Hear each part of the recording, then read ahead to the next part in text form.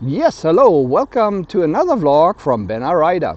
First of all, thank you very much to El Motorista in Málaga for letting me have this test ride model here of the Kymco CV3 2026. Thank you very much to El Motorista for this test ride. And yes, here it is, the Kymco CV3 2026. I waited I don't know, whenever it came out. They didn't have it here, my dealer did not get it as a test ride model. So now it is here finally after 1 or 2 years, maybe. I don't know how long it is actually on the market.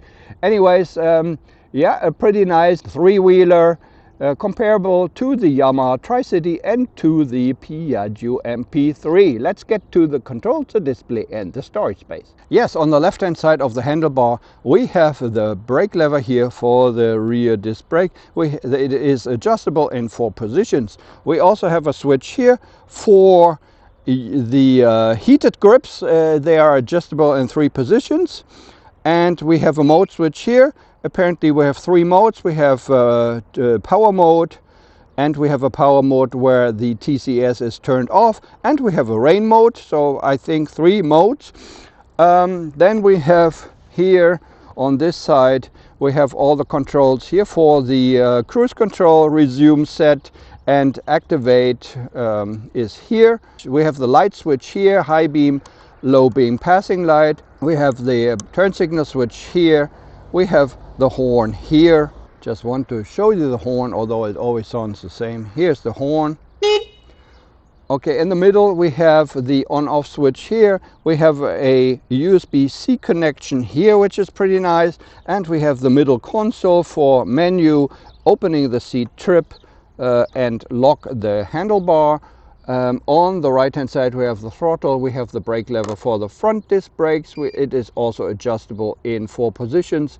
We have the up and down buttons for the display. We have the lock and unlock button here for the tilting system. We have the starter button here, and we have a button here for the hazard lights. So in the middle we have the display, basically self-explanatory. Yeah, it does not seem to be TFT. It is backlit, so you cannot really see it that well when it's very bright outside.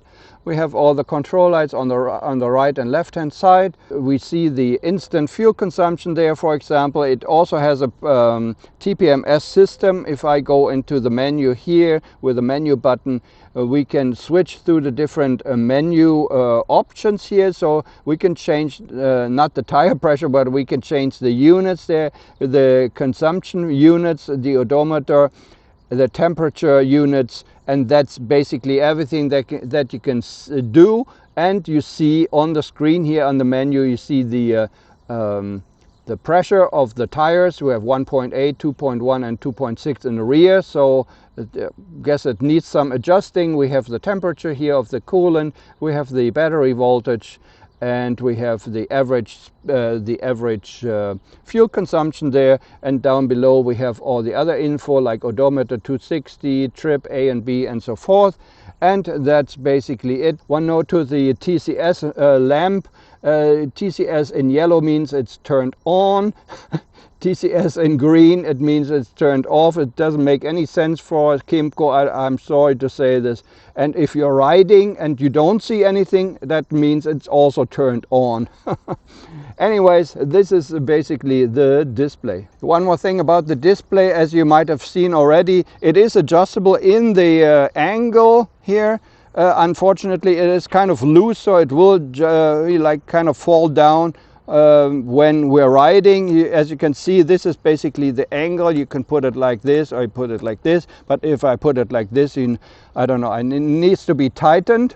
The screen also is adjustable in 2 positions. I think this is the lowest position, and you can adjust it one further up, but you need tools to set it up to the upper position. Maybe 1 inch you have more than on top.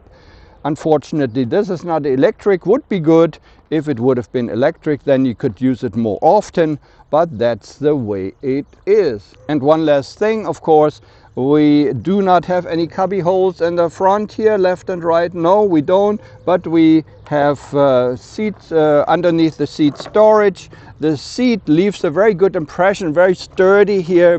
This hard plastic leaves a very good. It's already, the seat already weighs, I don't know, 5 kilos or something. And then of course you add the backrest here, which is also actually adjustable.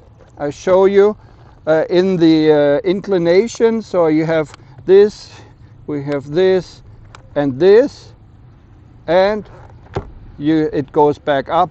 This does not apply for the rear one though, but it seems to be a pretty nice seat for your company that you have on this bike. Underneath the seat you see that it's not very big. You can fit my full-faced helmet in there just very, very tightly.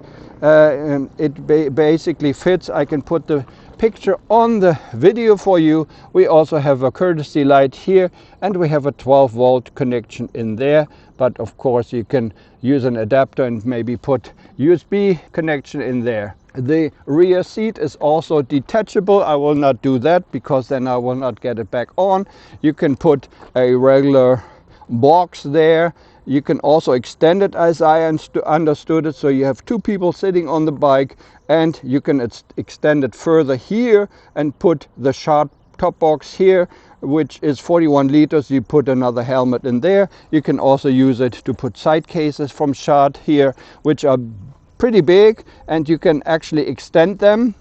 I didn't know that this exists, but you can extend the side boxes, so you make it even bigger, and probably fits another helmet in there. So that is pretty nice. I think I showed you everything already. Here's the belt drive, and I will quickly show you the front and everything. That's what it looks like here.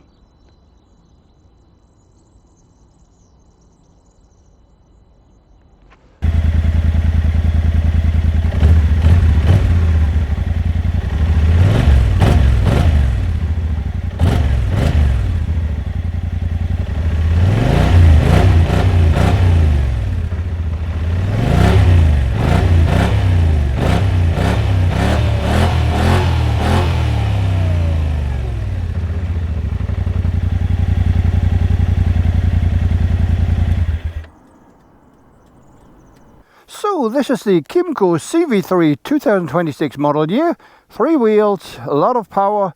Let's get it on the road. Let's hit the road and have some fun. So this is the Kymco CV3.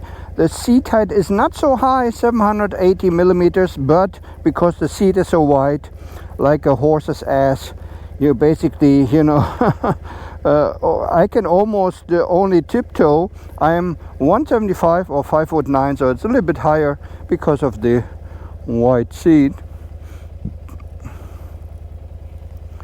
So there are two ways to unlock the tilt lock. Basically, you just keep on riding when you're at a traffic light, but then you cannot steer it, as I understood it. And then after 3 seconds everything is off, so you can steer, or you just turn it off here. I will see the method where you, well, actually you can steer. Well, let's have a look how it unlocks automatically. I hope I will not fall down. Let's go. No, everything is fine. So I think they made that a little bit different than to the Yamaha and the Piaggio, so that you don't fall. Actually, you know, you kind of tip over, because that's what you usually get when you turn it off too early at a start or at a traffic light or so. It kind of wants to fall over when you start up. And maybe that's actually a good way of not falling down, because when it falls, it weighs 287 kilos. Let's try that again, this lock-unlock thing. Let's go somewhere here safe, because I think actually that's a pretty good idea. I didn't know that you can still steer when you unlock it, because the salesperson said you cannot steer. And 51 horsepower, 55 or 54.4 Newton meters is pretty powerful. And I expected it not to notice it that much because of the high weight, but you do, and it is pretty nice power. So let's lock it here.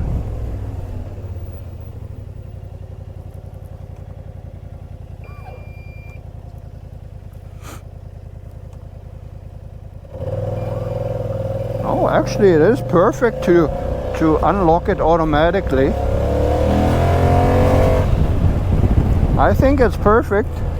It feels like either a very heavy, well, that's what it is, a motorcycle in the front, or it is in between the Yamaha and the Piaggio from the steering and what it feels like. But it is actually pretty good. It does not feel that it's tipping to one side or so when you lean it into the corner.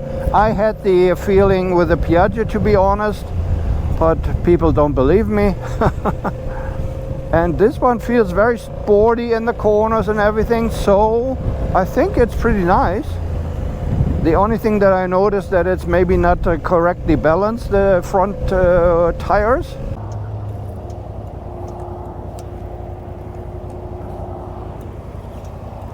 One, two, three, go.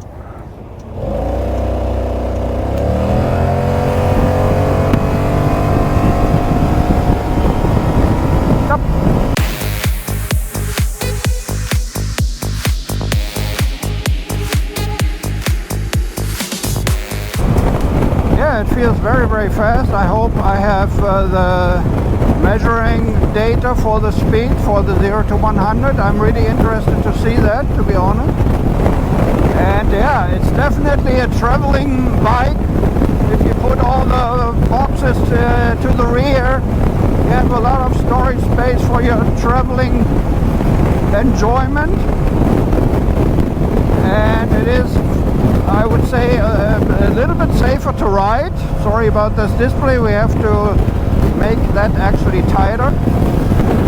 But from the windscreen, if you put it one notch up, that would be perfect. You have heated grips.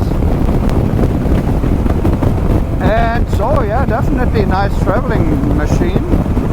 Yeah, the front is shaking quite drastically, maybe you can see that. I think it's because of the unbalanced tires. That should be checked by the dealer, definitely. I hope this is not with every bike. I don't think it is. But somehow I always get the unbalanced ones. I don't know why. No matter what I try, I get unbalanced. Usually scooters, smaller scooters, but I'm amazed that this one is also not really balanced well. I want to take it out on a big ride now already. It's pretty nice. And we have extra protection maybe in the corners a little bit when it gets slippery because of the front tires. Also, when you live in cities maybe with tram tracks, like I don't know, in Portugal, Lisbon or Berlin or something, then you know, you might get stuck or whatever. Or you might have a problem with other bikes or smaller tires which might get caught in them. With these it's better also when you have a wetter surface. So three-wheelers have advantages, you know, over the regular bikes. This one is very powerful, I tell you this. The other maybe big advantage of this is that it's actually basically in a class of a car class. So you can ride it with your car license, or you might need to make a little test to get this, to buy this actually, or to ride it. And for the car drivers, we have the extra brake pedal here to the right. When I press it, it actually acts on the both front and rear. And it's actually like a CBS. Of course we have ABS as well, but CBS distributes the power, the braking power evenly to the front and rear, and that is very nice. Extra feature, the brake pedal, when you push it, feels very strong and powerful. Very good brakes. I think you have actually you have more brakes than your regular bike because you have three wheels. You can adjust this to your liking. Of course, you have to screw tightly. At the moment it's very loose, unfortunately. Yeah, I like it. It feels very sporty, good for sporty riders, but yeah, a little bit of negative, of course, is that it's very, very expensive, I think. 12,000, that's probably even more expensive than Yamaha. They come out with a new one pretty soon with airbag or optional airbag. I will see how much that would cost, because when it first came out, I think it was 8,000–9,000 euro. Yeah, but of course prices have gone up. Anyways, that's my test ride. Basically positive, some minor quirks as usual. Kymco, you know, some switches, TCS, the lights, and that's always like Kymco, you have to get used to that. Fairly small space underneath the seat, but on the other hand you have this kind of modular system where you can put the top box and the side cases, and then you actually have a very nice oh, I think I can go one further. You have very nice storage space. Anyways, that's about it here for the Kymco CV3 2026 model year. Thanks very much for watching. This has been Ride Out. Take care. Bye bye. Cruising down the coast, sun on my face, on a brand new ride, taking my place. From scooters to beasts, every mile's a test. I push the limits, give you my